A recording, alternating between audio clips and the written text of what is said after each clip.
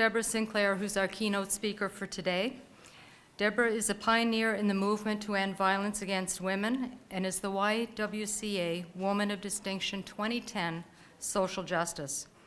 She's worked for over 30 years in the social justice and feminist movements.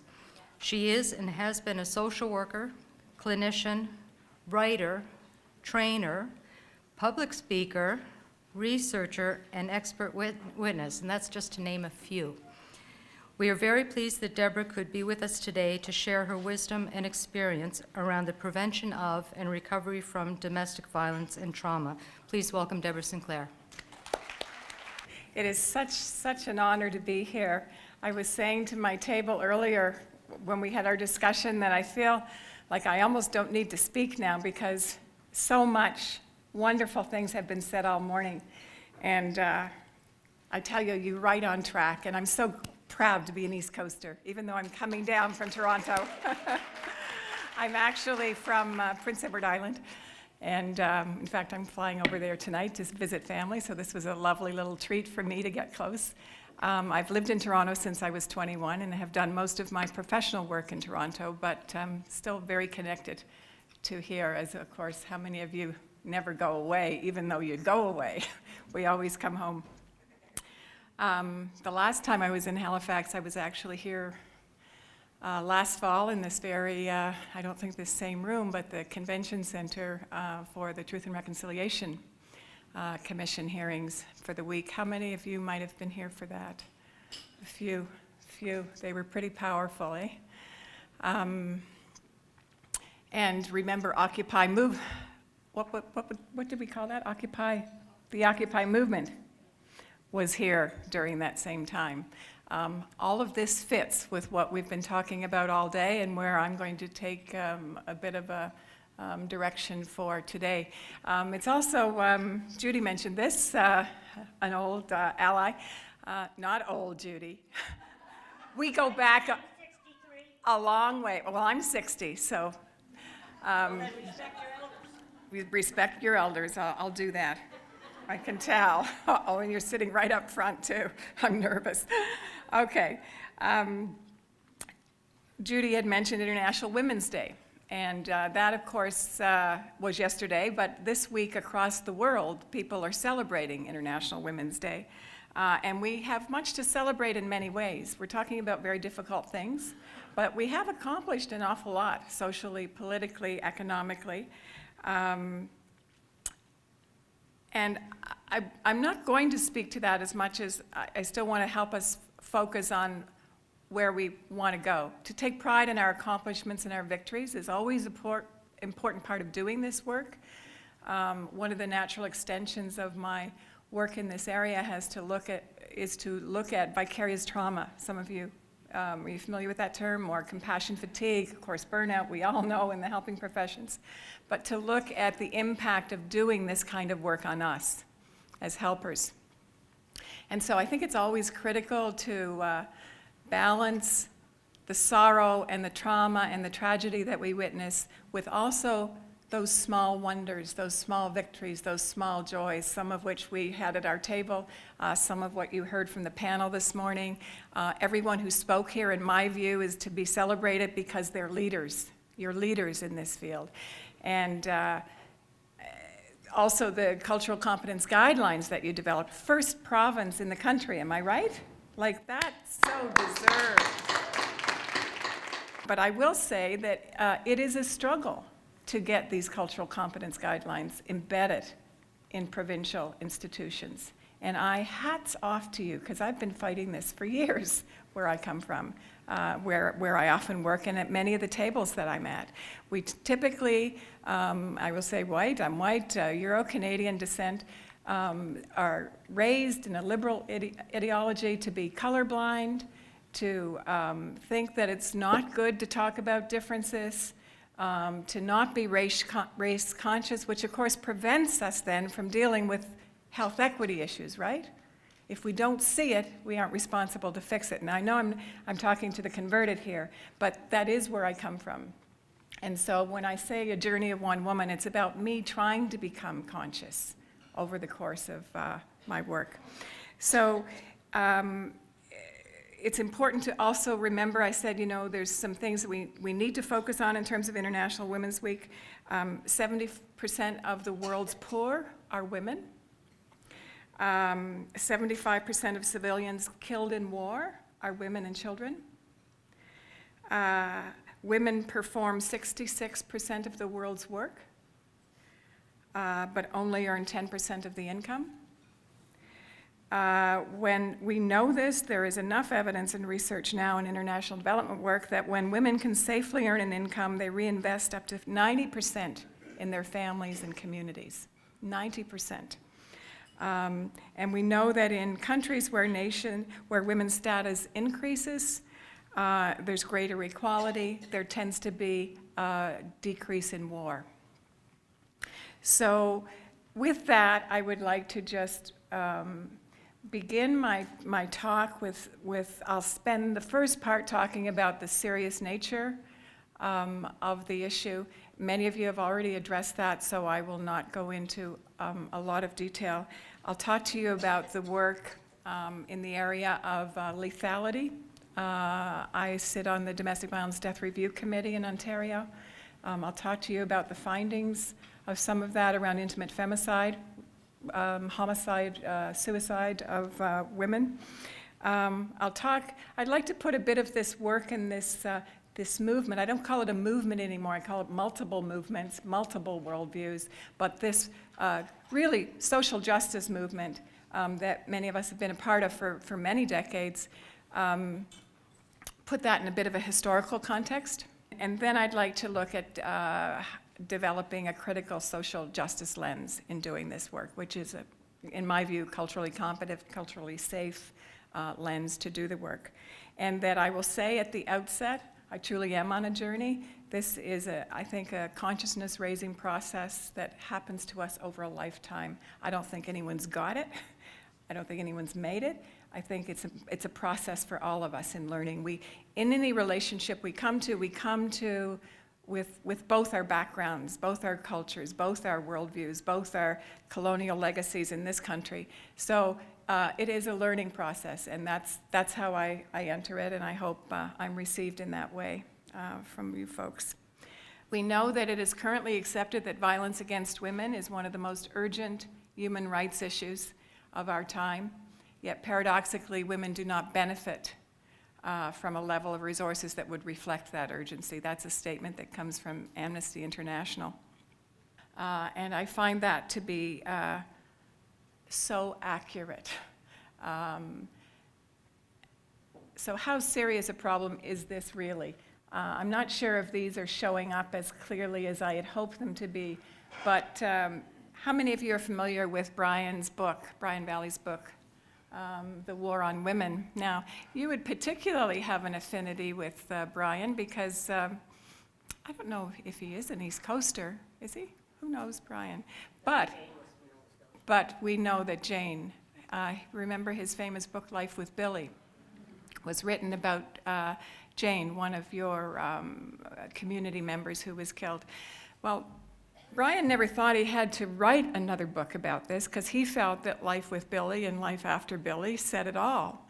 But he kept seeing pretty horrendous things happening to women and children across the country, and he was focused on Canada. So he did write this book. Sadly, he's just died this past summer. But after a very short and dramatic bout with cancer, but an absolutely wonderful man and a wonderful ally. And if you can only read one book or have someone read one book, I would tell you that would be a book that I would highly recommend. The last chapter, his recommendations, and I've sat on many inquests, are, now granted, he spoke to many people who do this work, and it's not like he developed them himself, and he gives certainly ownership to the people who do the work like us, but they're superb. They're superb, and they certainly will guide us for another few decades, I think, in this work. And what he said, and I have never had the time to do this, but what he said is that during the time that he was writing this book from 2000 to 2006, he collected all the stats of people who were dying, and I'll tell you a bit more about this, during this period. And in the US, what he discovered as he put these numbers together, more than 8,000 women were murdered by their intimate partners. That's approximately 4 women a day in the US are killed by their partners. More than twice as many as those killed in the line of duty. There's a word missing, police officers killed in the line of duty. Which is not to say that that is ever acceptable. I don't mean to make that comparison. But in Canada, more than 500 women were murdered by their intimate partners, 5 times as many as those killed in military policing situations. And the point that Brian is trying to make is this one. He says that there's another war, largely overlooked, but even more deadly, with many more victims killed by hostiles. But these dead are not labeled heroes, nor are they honored in the national media or in formal ceremonies.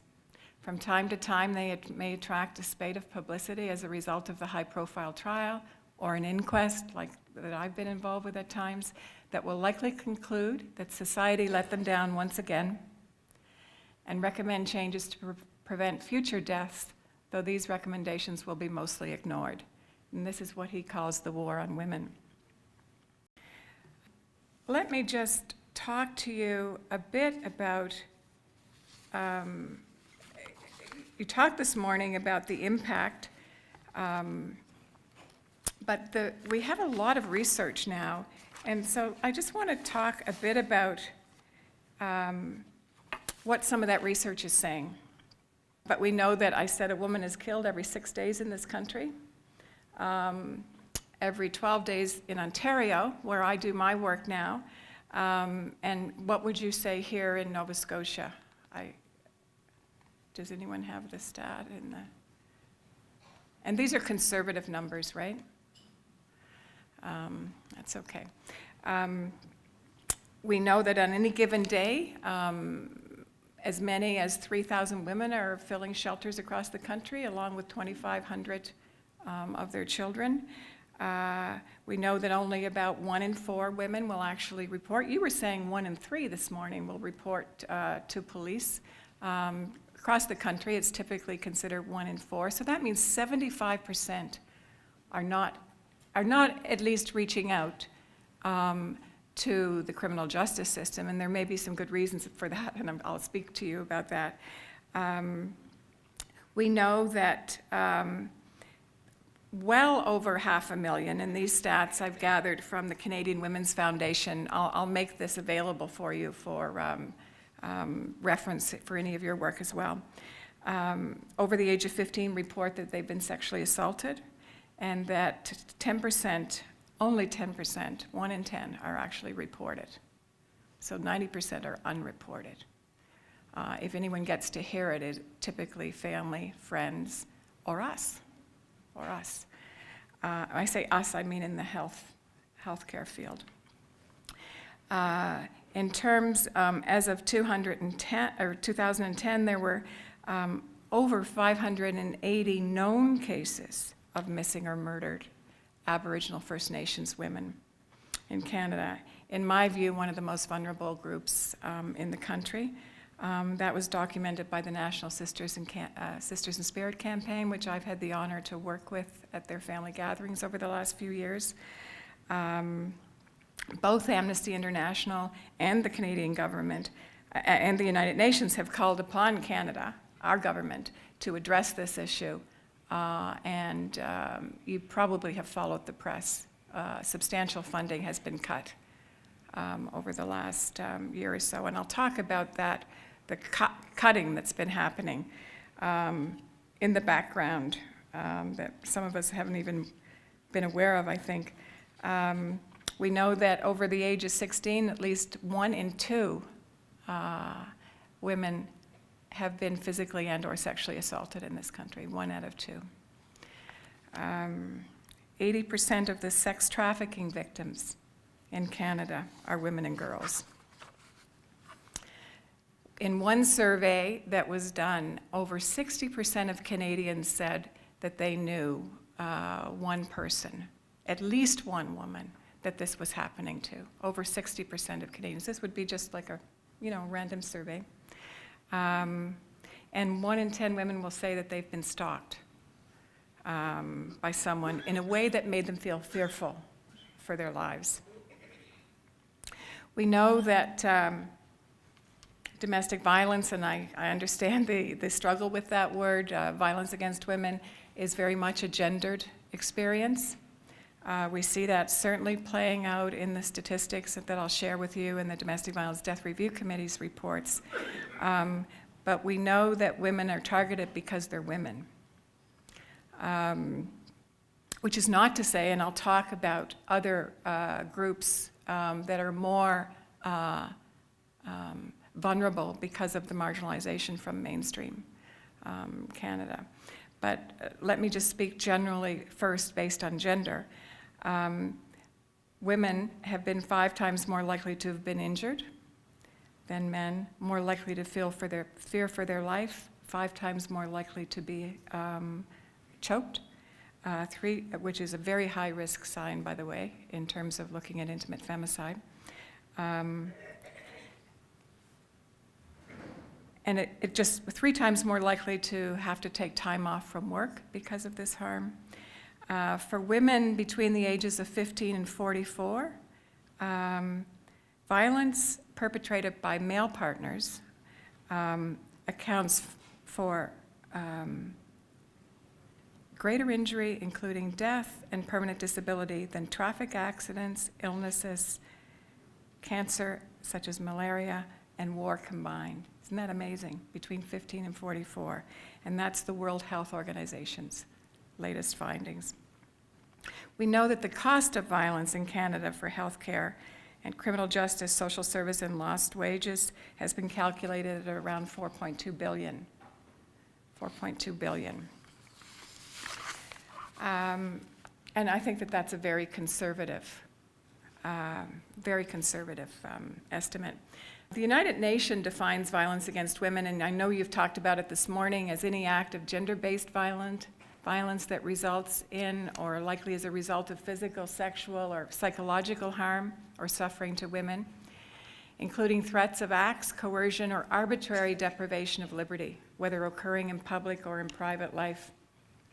And I'd just like to bring your attention to, I think I sent a handout down, and I think you got it. Didn't you, on the UN Declaration on the Elimination of Violence Against Women? This was done in 1993, this was tabled. Globally, it tends to be the definition that many people use in their work and their reports, but it didn't come in the package. I think it was a separate handout. They might be still out there. But if there's a problem, we will definitely make it available for you. But this is the definition that's often quoted. It's called Article 1.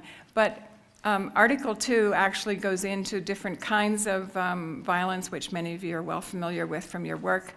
Article 3, I think, is what we're talking about really today when we look about a culturally competent and culturally safe lens, and looking at the intersections of other forms of violence, racism, poverty, ableism, heterosexism, all of those multiple oppressions, colonization, and the historical legacy of that, and the contemporary versions of that, all of those things I think is beginning to be captured in Article 3, and I'll just read it to you.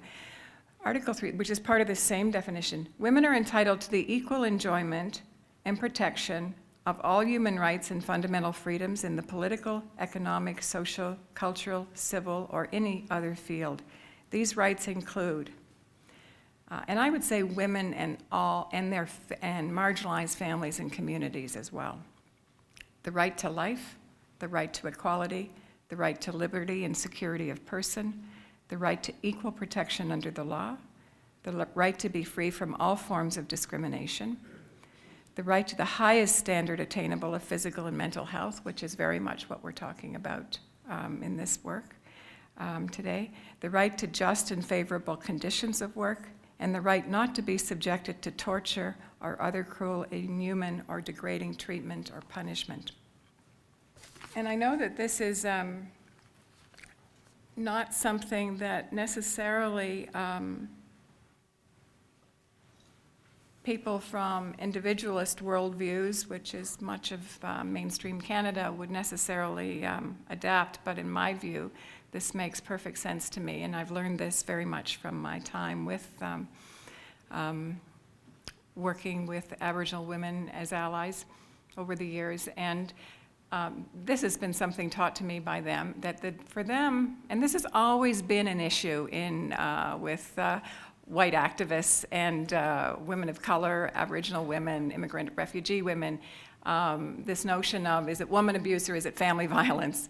And we heard a bit of that this morning. And you know, one of the books that brought this home to me is, do you remember this famous book? It was written in the 80s, All the Women Are White, All the Men Are Black, but Some of Us Are Brave. And it was this whole issue of looking at this notion of gender loyalty and racial loyalty. And that makes a lot of sense to me. And so this definition of woman abuse, in my experience with First Nations women, is that it's not to be, they rather would say family violence, and some of you will correct me if I'm way off on this, but it's not considered a woman's issue alone, even though it is a gendered crime, and it resonates throughout the entire community. Rather, the preference is family violence is viewed holistically as a community problem, exacerbated by a history of colonial policies of forced assimilation and much of what we've heard this morning, cultural genocide, carried out by the state and the church, which is what the Truth and Reconciliation Commission has been about, going across Canada these last couple of years and has another 3-year mandate. And I think that this same emphasis on family and community is often a worldview that's shared by many collectivist cultures, where the notion of putting that individual woman's rights before the rights of her family and her community is just a completely unacceptable value. And she would see that as that's a very Euro-Canadian, white Euro-Canadian value, but it's not a value that necessarily she would have. And we would only know this by discussion and collaboration.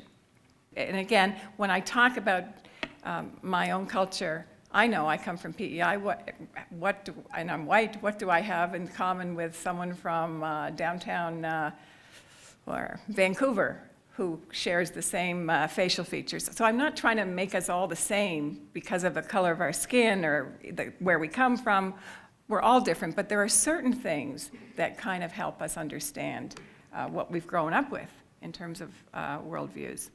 So you have really talked about this morning, the physical abuse, the emotional abuse. I think someone said this morning on the panel that is sometimes the most injurious form of harm, and I hear that repeatedly over the course of my career, that the bruises go away, and thank God if it doesn't result in some permanent physical damage, then we know that emotionally words hurt. You know, that saying that some of us grew up with as kids. What is that? Sticks and stones can break your bones, but names will never hurt you? Not true. Not true. We see that a lot with bullying now with kids, what's happening. Economic abuse, use of children. I will talk a bit about that when I talk about the death review stats.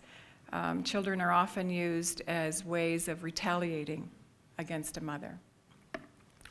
Destruction of property and pets, criminal harassment, and you know, that notion of, not that I ever supported this view, that it was either this binary of stay or leave. You know, a woman's got to, I'm thinking of an individual woman in an individual abusive relationship. She has 2 choices, she can stay or leave. Well, we know that that's not true now.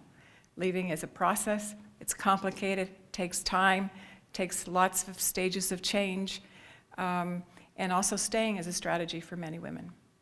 And if you see what's happening in family courts these days, you can understand why that would be so. Because of the, you know, the movement towards, and has been for well over a decade and a half now, joint custody. even with people who, in my view, are quite dangerous.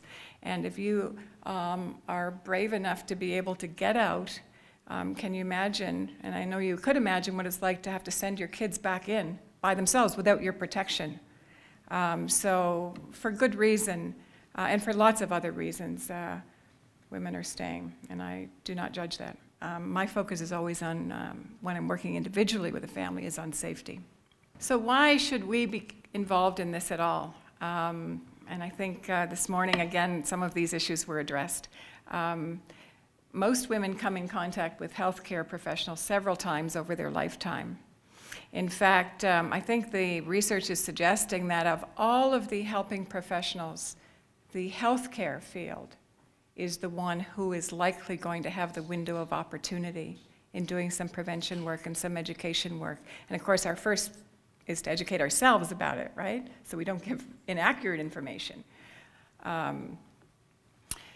So we have an awesome responsibility to be good at this work. We know that it's an important risk factor for a number of health problems.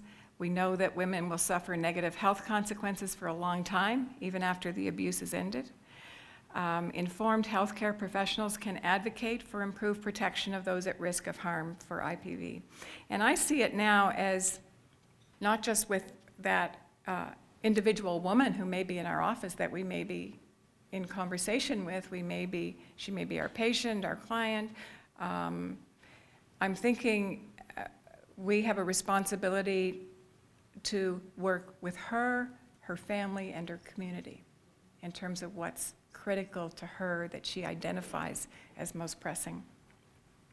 This is a nurse's story, and I know some of you have used the term screening, and this particular nurse uses the term screening, and I know it's popular. Frankly, if I got asked a question, this is what I might edit later. In a merged department with lots of people around, had I ever been abused and someone had a tick box and they were going to tick that, I'm afraid I know what I would say. Because I don't think it's just about screening. I totally appreciate the idea of us being informed and asking and inviting a conversation. I'd like to think of it much more as the art of conversation. And when you have a chance to talk with someone about something so incredibly private that probably the person carries tremendous shame and self-blame, wow. It is an honor if someone discloses to us. And the circumstances have to be right. And this woman says that, the nurse says that she was on emergency one night. A woman comes in with a broken arm, something that many of us would have seen over our career. At first she says she's just fallen down. And of course the nurse doesn't buy it. She thinks the injuries aren't consistent, which is, I think, the beginning of a well-trained nurse. And so a little while later, she doesn't give up. It's not just a tick box to her. It's a live woman who's a person who she has compassion for and has concern for. And so she says very gently, questions her a little bit more, and turns out that she is able to get to the truth of what's really happening. And then, of course, once we get to the truth of someone's experience, we're able then to do something important with it, which is to assist. That, to me, is the art of conversation, is to, let me just go back. Women will, may or may not disclose to us, which I think someone mentioned this morning again, is really not the point. The point is that when they're ready, if they know we're someone who can be safe and trusted, they'll talk to us. That's the important thing, that we've planted the seed. We've made it clear that when someone is ready, there is support, there is accurate information, and there are resources and places that will assist, work with them. So some of the latest findings around the associations between emotional mental health issues, addictions. This is I'm back in school doing my PhD. Most people retire perhaps after 30 or 35 years, and of course this is a life work, so I won't. So I decided, what do I want really to do? And of course I wanted to theoretically fill in the holes that I've been out in the front line for so long, I wanted to have a chance to go back and study. So that's what I'm doing, and this is one of my pieces of work, part of my thesis, which is I'm looking at women's, the multiple identities that we hold, looking at the cumulative impact of both personal violence and structural violence, and looking at the intersections of substance use, mental health, and trauma, domestic violence. Most of us, and I'm assuming it's not much different here, tends to work in silos, right? And so I'm trying to think, how can we integrate this?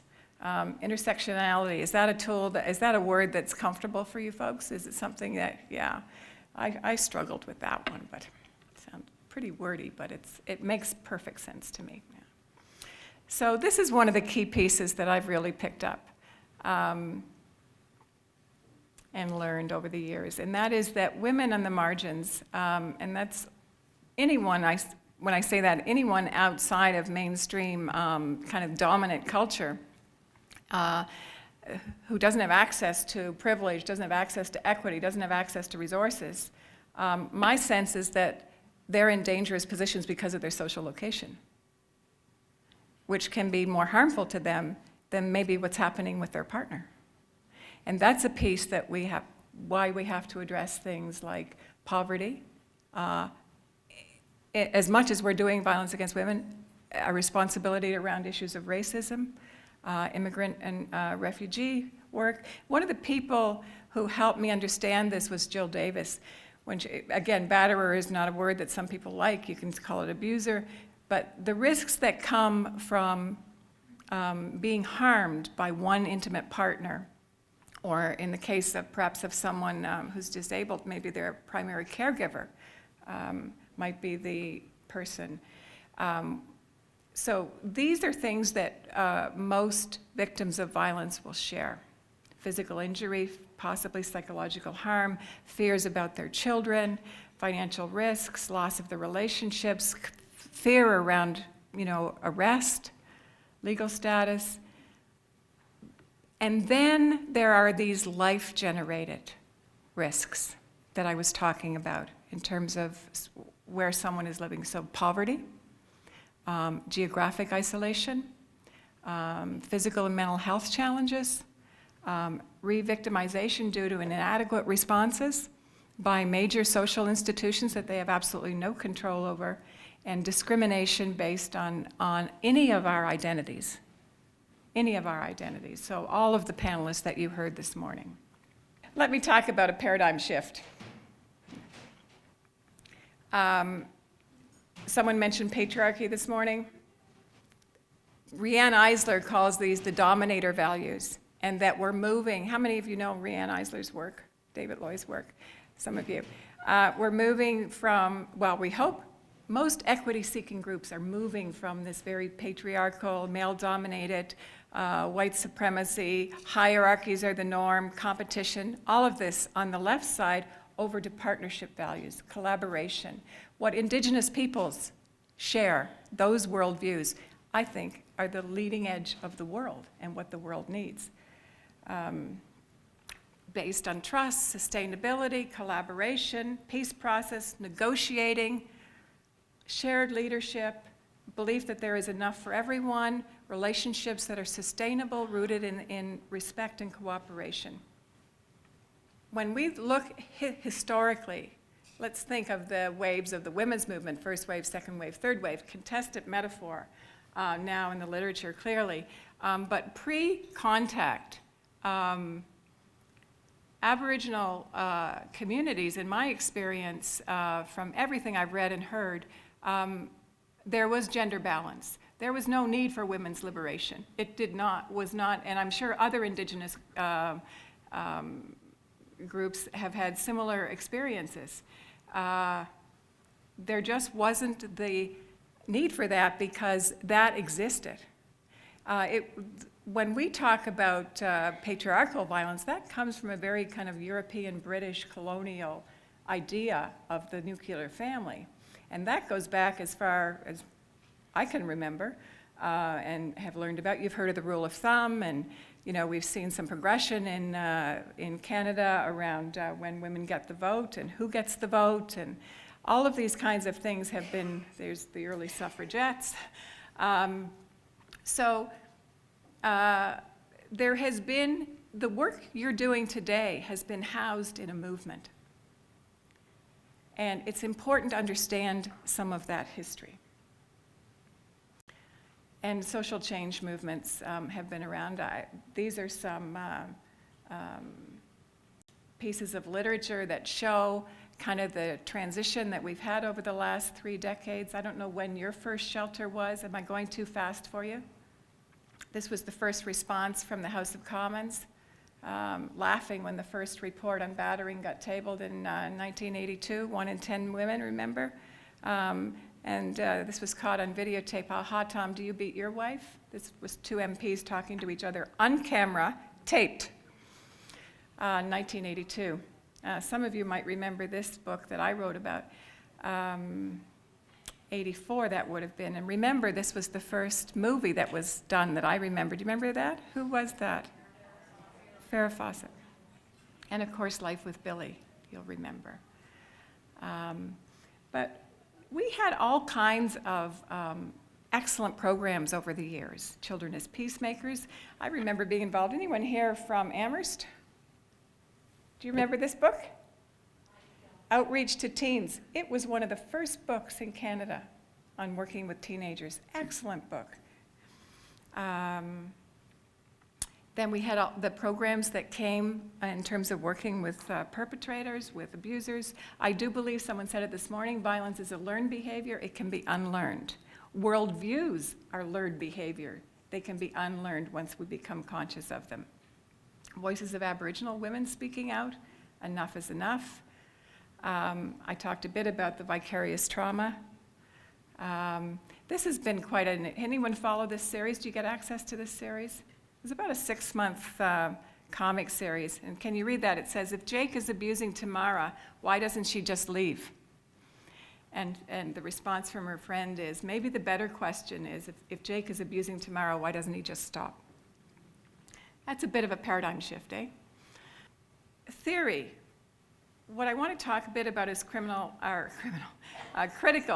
social justice. And that is the notion that none of us are theory-free or neutral in our views. None of us. We're all influenced by a particular knowledge base. And the more privilege any one of us has, the harder it is to see. Right? So if we are white, Christian, male, heterosexual, able-bodied, that'll be the toughest for them to actually understand what oppression is about, what racism is about, what poverty is about. Because we tend, and I think with the white women's mainstream movement, of course the focus was gender, because that's often where we experienced our first experience of oppression. But that was not the experience for Aboriginal folks or people of color, African Canadians. So understanding critical justice is about looking at all of our multiple identities, unpacking ourselves, looking at how they all interrelate. Every one of us holds certain parts of privilege. Maybe it's class privilege, maybe we all have jobs. Canada functions on colonial structures and hides a long history of legalized racism. And I'll tell you, if you want to have a bit of knowledge on this, because unpacking ourselves is the first step towards critical consciousness, towards cultural competence, towards creating possibility for cultural safety, then we need to know what our history is, what has not been told to us. I don't know how many of you got raised on the Christopher Columbus discovered Canada bit, 1490, what was it, 1492? I certainly got raised in that, and I don't think PEI is unique. I think probably most of us in the country who went to white schools learned that. But she talks about what our history is, beginning with the Assimilation Act, 1876, all the way that blacks were treated, how racism is currently embedded in our immigration and refugee laws. So all of that stuff is stuff that we have to know.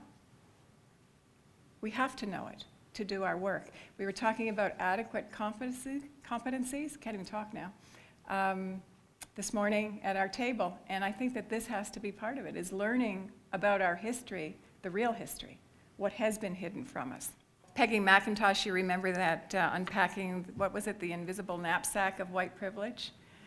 So unpacking what that's about, it means that we need to look at why we think the way we think. How did we learn it? And then finding out what she's thinking. I'm thinking if we're doing individual work with someone. Fitting ourselves to her priorities wherever possible. If the abuse in her situation, unless imminent risk, is not the most pressing issue for her, but it's feeding her kids, that's where we should be working. So it includes all of those things that she brings to us, and the only way that we'll know how to be responsive is to be in conversation with her about what's most important to her. So I'm thinking, what do we need to do? 6 points in terms of moving forward in our work in this area. We need to challenge the concept of the kind of universal woman that Beth Ritchie talks about. I've already said that, the white middle-class woman.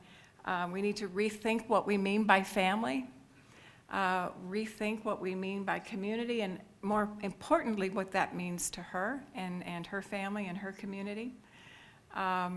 We often hear about the ecological framework. How many of you heard about that? In social work particularly, but in fact, that was actually a concept that derived from the Harmony Circle, which really looks at the individual within her family, community, culture, society, and globally. It's an indigenous teaching. We need to expand our meaning of violence. You heard from many people, the transgendered community, the queer community, that sometimes we need gender-neutral screening tools to get at that, right? So we need to rethink how to do that. I don't love the term, but it was an illuminating term when I was taught about the notion of oppression illness and oppression stress. And that is the everyday burden of being attacked by how you look, your ethnicity, your race, your color, your ability, your sexual orientation, fearful of being outed, which is a common tactic, in a same-sex relationship by an abuser, that wears and tears on our body, our organs, our heart, our spirit. And in some of the literature now it's called oppression, stress, and illness, and it makes so much sense to me that would be at much additional risk to intimate violence. I will not even attempt to read this, but I will say that, the famous power and control wheels, in fact, Ellen Pence, one of the, how many of you know of Ellen? Very sad. I'm telling you about people who are dying. Ellen just passed away, I think it was last month, but very much a pioneer in this work. And I think the power and control wheel has been a very good teaching tool over the years. Many of us have grown up on it, but now there's some fascinating versions of this power and control wheel. And this one is on structural violence against immigrant and refugee women. So remember, how many here are social workers? So you know that golden rule, first principle of social work intervention. Start where the client is at, right? That was what I grew up on professionally. And what I'm suggesting is that we start where we're at first.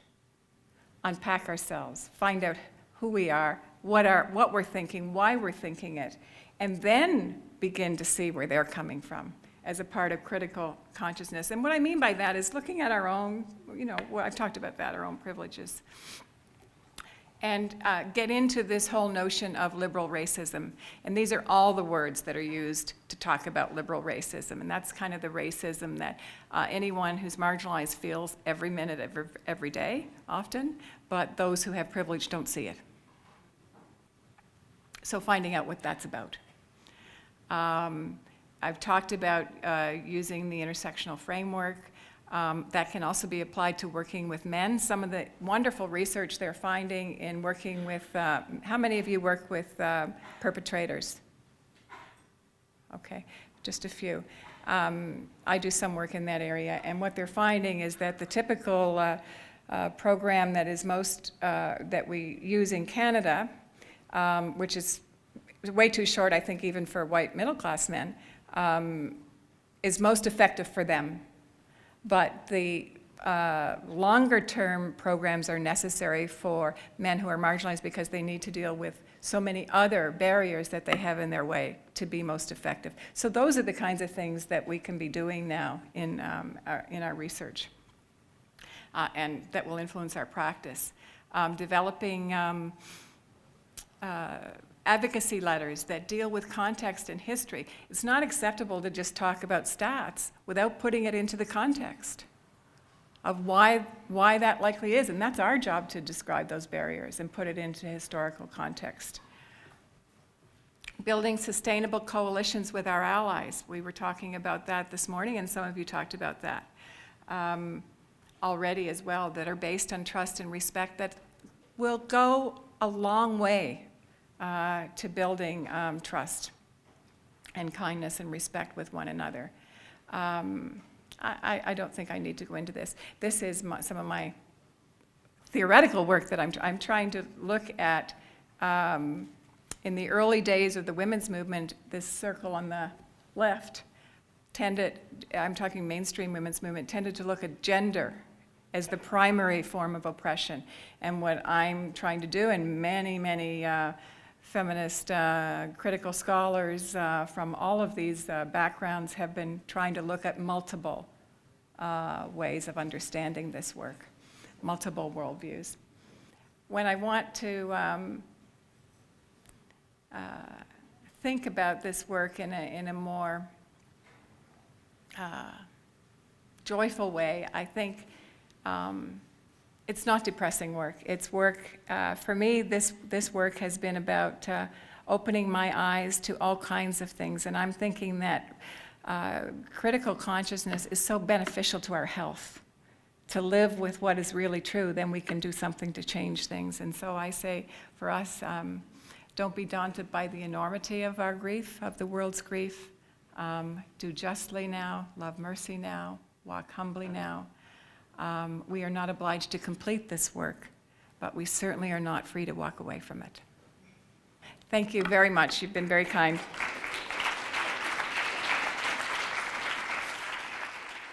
I really want to thank you, Deborah, for this. Some of the things that stuck out is we have to understand the histories and realities of others. We have to understand ourselves first, and that it really is a journey. The art of conversation that you talked about as compared to some of the sort of cold, standardized tools that we use, a lot of this is really about conversation and connecting with people. And I think that's good to know, and it'll help us in the conversations later about what can we do, or how can we help providers and support them and providing the opportunities to talk about domestic violence. So thank you so much for this. It's been a pleasure having you here. Really appreciate it. Thank you very much. Hi there. Hi. Linda from the Canadian Red Cross. Yes. This might be a little bit long-winded. You've done an excellent package or program. I'm familiar with it. Yeah. Okay, excellent. Yeah, very good. So I'm thinking a little bit about what you were talking about with unpacking ourselves and how important that is. And I'm a strong believer that you don't have to have experienced depression or abuse to know about it and to do something about it. That's true. And you also mentioned, you're speaking to the converted, and we're all very, interested in doing something on this big issue.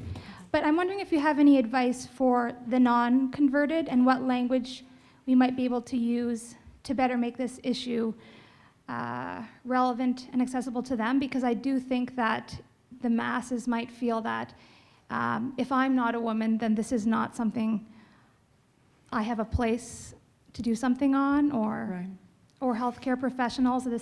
We were talking at our table that it's often viewed as more of a social justice issue and not a healthcare issue, so it's not something that healthcare providers maybe should put too much energy into, or so I'm just wondering if you have any advice on the non-converted. For the non-converted. You know, I think it's becoming conscious about these kinds of issues I really meant it when I said it's a lifelong journey. And I think that, you know, we plant seeds wherever we travel in our lives. We might do it through our professional work. We might do it with families, friends, and neighbors. You know, I'm sure many of you have experienced this, have done this work for a long time, that you could be on call 24/7 if you have to respond to every racist comment, every sexist comment, every ageist comment. You know, sometimes we need to take a break too. I mean, how do you take a break from that? But so I'm not suggesting that we should be in mode of educate all the time to everyone we speak to every moment, but we need to pick and choose where we're going to intervene. And so I think so much is about developing materials. This kind of conversation that was happening this morning, I can tell you, I've been doing this work for 35 years. This is not the typical conversation that I see at a lot of conferences. And I don't know about the rest of you. It really isn't. So hats off to you. I think you really are on the leading edge to be doing this work. You know, is this country ready for dealing with racism and liberal racism and all that kind of stuff? No. But, I mean, was it ready to deal with violence against women back in the 70s when I started? No. You know, so you just be brave, be bold, and do it. And wherever you can. You know, plant a seed and learn. I hope I do not sound, the least bit arrogant, because for me, it's unpacking myself all the time. When I think back to that book I wrote, which I know was popular for quite some time, in 1985, it had absolutely no class analysis, no race analysis. It was 1984. I mean, for me, it was a major thing to understand sexism and understand what that was about. As a woman, I grew up, and I never had heard the term feminist before. Never had any experience. Now I can put it together, what happened to me as a kid, but at the time I had no critical analysis for understanding it. You know, you said, Judy, earlier that feminism saved you. In terms of giving you an understanding of it, I would say, for me, and when I work with many workers and groups, and think of who's resilient in doing this work, who thrives in doing this work, who gets better, stronger, bolder, braver, I think are the people who do have an understanding of what oppression is about, who are open to learning about their own thinking and becoming more critical about it, and who have some kind of a faith life. And I'm not talking about a specific religion or a particular belief system in terms of spirituality, but I do believe that people who have a bigger picture have some relationship with some kind of, I don't know what to call it, higher power, or spirit of the universe, some connection to nature, the land, are going to survive better in this work. So we just keep on trucking. We'll be here. Ellen Pence, a dear friend and ally I mentioned earlier, when she was here, one place I was at, I can't recall, but a number of years ago, people were feeling somewhat defeated. There's so darn much to do. And she says, well, think of it, we're in a 100-year cycle. At that point, it was 25-year mark for us. And so, you know, we've got another 75 years, but when you think of cultures that have been decimated, you know, we need to think centuries, 7 generations back, 7 generations forward. So those are things we can do. We can do it. And all the happiness research says that.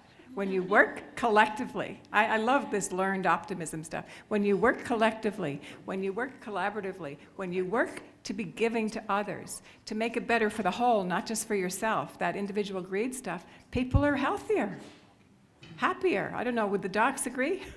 But that is what the research is suggesting. So we're on the right path when we're making this paradigm shift.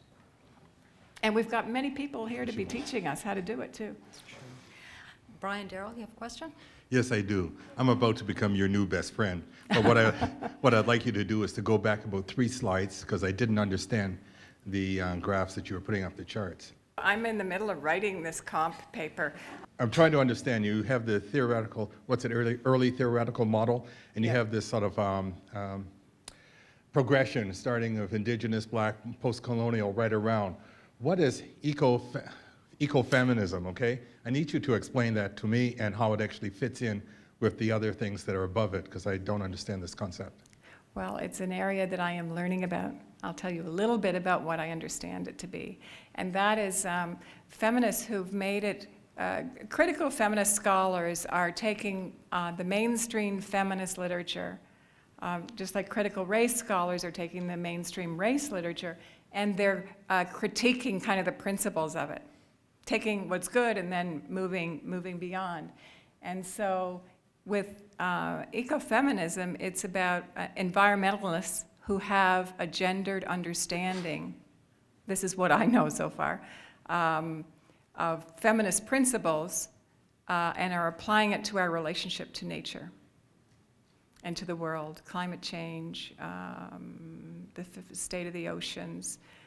In many ways, maybe it shouldn't be a separate body because it's very indigenous knowledge. Hi, I have another question that's probably going to be annoying in similar ways. Oh, dear me, maybe I shouldn't have put this one up there. Well, no, it's not about this slide. It's Okay, actually good, about let's a move. concept that I was just recently introduced to by a bunch of young women who are feminists and leftists and very interested in this issue. And it's, the phrase is unwanted consensual sex, and I wondered if you had heard anything at all about it, because when I talk to people about it, they just say unwanted means rape and or sexual assault. But part of the reason I'm asking is about this unpacking of ourselves, which I agree we all need to do, but there's also a whole thing about messaging and what the folks who we're speaking to, how they interpret what we're saying and how we say it. So for this group of young women, they're saying that the traditional approach to battling violence against women, the No Means No campaign, is completely alienating for them, that they feel that it doesn't really capture their experience, which is much more highly nuanced than that first theoretical models. You know, Yeah. like the understanding of what it means to be assaulted is really shifting a lot for them. So I was just curious if you've done any reading about that. I have to say, personally, when I got to sort of stop going, wait, I don't understand, this sounds like an oxymoron, and I could actually listen to them, it made a lot of sense to me. And what they're talking about is that they're in a social, cultural, economic, political system that's teaching them to think about themselves and relationships in particular ways that open them up to being in consensual, intimate relationships and then being forced, not necessarily by their partner, but much more systemically to engage in sexual acts that ultimately they are traumatized by. Yeah? Yeah. I think, Sorry, so I I think guess you've I'm just... answered it. Oh, well, I don't... It's not a And term. I didn't ask the question. No, it's not a term I am familiar with, but I Okay. know what you're talking about. Well, I just meant it also And I in- think it is an issue with, a number of young people, how sexuality is used as a commodity.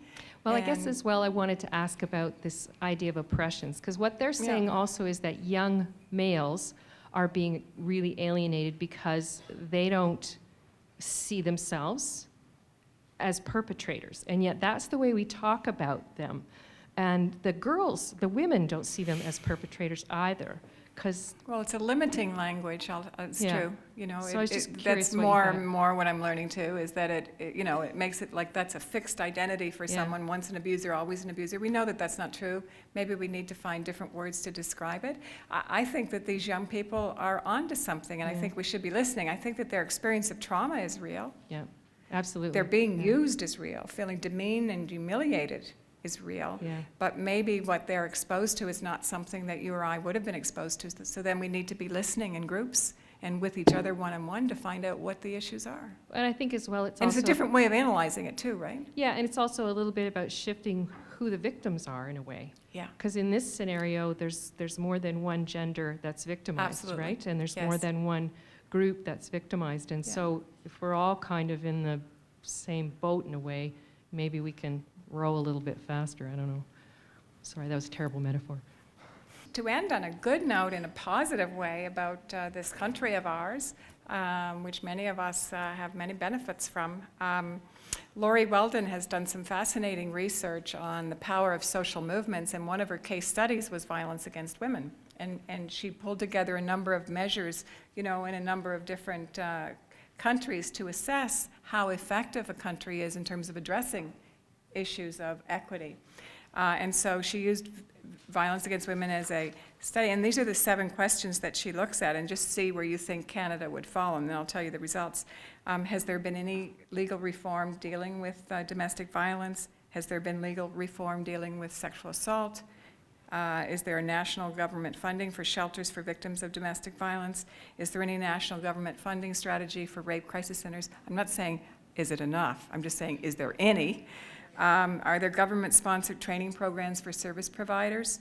Are there government-sponsored public education initiatives? And then the last question was, is there a central agency for coordinating national policies on violence? And in Canada, how would you answer that? I would say almost yes to every one of them. And so guess what country came up at the top of all of the countries studied? Canada. Now, we all know, those of us who do the work, that there is a lot more to be done, but at least by some of those measures, in terms of some policies, things are, they could be a lot worse. They could be a lot worse, although we can't start talking about the goals of a neoliberal agenda, or we'll be here for a long time, but you know that we've gone through that whole erosion of the welfare state, and we're moving into very much a very pretty strong neoliberal agenda. And when you look at the goals of that, can I say what the 5 goals of that are? And then I won't say another word. Because this was very interesting for me to learn. And these are some of the invisible things that I think many of us don't learn. A social worker in the States, a scholar, Mimi Abramitz, and I'll give you that paper, she lays out 5 intentions of that movement towards the neoliberal state. And she talks about, these are the goals: limit the role of federal government, shrink the welfare state, so all of those programs since post-World War II that we've tried to put in place, shrink those, reduce the cost of labor to business and industry, promote the aims of the right with its emphasis on, guess what, the heterosexual family values, colorblind, race-neutral, gender-neutral social policy, and lastly, guess what the last one is? Reduce the power of social movements. And how many of us have experienced cuts, to so many of our organizations? I'm thinking of the Aboriginal Healing Foundation, one of the major research pieces in the country, had their funding substantially reduced.